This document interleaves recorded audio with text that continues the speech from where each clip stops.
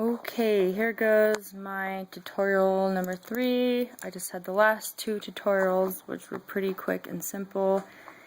And I know it's kind of hard to, even though I showed you, it's still hard to visualize without actually seeing it happen. And so I thought I'd use this photo. I showed you that one before. I thought I'd use this one because I've painted it several times. And it is pretty simple. I've actually painted it more than this. This one is kind of like a monochromatic, which means one color. I did actually use 2 different blues in it. This one was me adding greens and whatever, and honestly I think the monochromatic looks better, but that's not even really what's important about this. And a lot of people think like, oh, it's a horse, it's hard to draw, and part of the reason why I love drawing horses is, especially in watercolors, is because they're so like round, and the shapes in there are just so, they're just so wonderful to paint. So I quickly sketched this third watercolor painting, or third sketch for this. You know, you could draw this up really quick and practice on this exact piece. It doesn't even have to look like that. You can trace it. I don't care. I personally think it's a really good piece to practice on.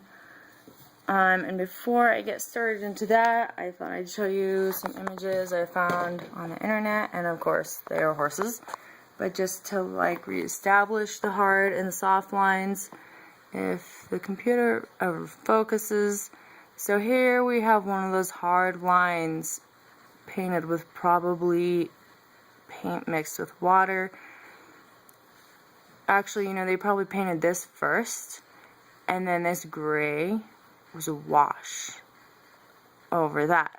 But they painted this over here using those soft lines I was telling you about. This, that is that soft. And it all comes in a, like, how much water you're using. Same thing with the light going on in the hat over there. And this painting is, it's so simple, but it's so wonderful because it has those hard and soft lines.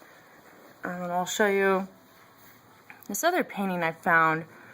These people in here used a lot of water to kind of just let those colors flow together. I don't know if you can see in here, but that is actually kind of green, but it works, you know. And this over here, they probably actually painted that with a straight up water to start out with, and then just took that brush and added a bunch of straight blue in there to make those wonderful shadows. It's just a great example. Both of them are great examples of how loose and wonderful watercolor paintings can be, which is probably their most beautiful attribute. You know, you can paint watercolors detailed, but part of the wonderful thing about watercolor paint is being, you know, loose like this. And since this video is already approaching 3 minutes, I'm going to stop it and start a new one. And when I start the new one, I'm going to start painting on this one and just showing you really quickly, really loosely, how I kind of got to this. It's not going to be perfect. I'm not going to take a whole ton of time on it. Don't stress about it. I'm just going to play around with it. Yeah,